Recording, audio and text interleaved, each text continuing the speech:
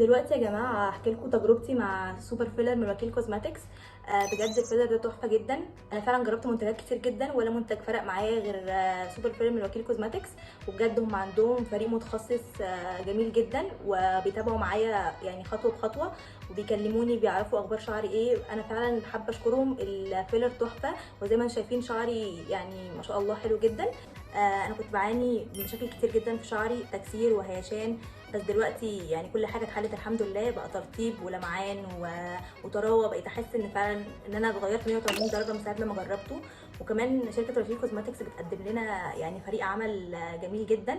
واحسن حاجه كمان في ناس بيجوا لحد البيت، وفعلا دي حاجه خطيره جدا وحاجه وفرت عليا وقت كتير جدا. وانا يعني استمتعت جدا بالتجربه معاهم، هي تجربه تحفه وان شاء الله مش اخر مره.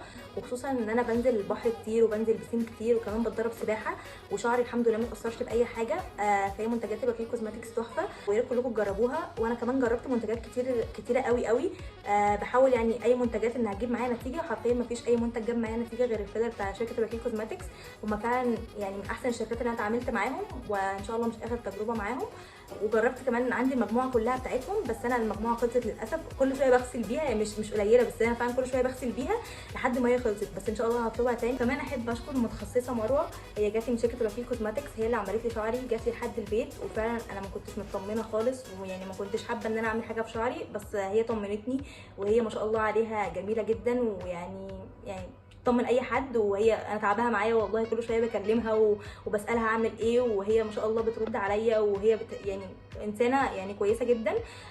احب اشكرها واحب اشكر شركه وكيل كوزماتكس. وشكرا على كل حاجه.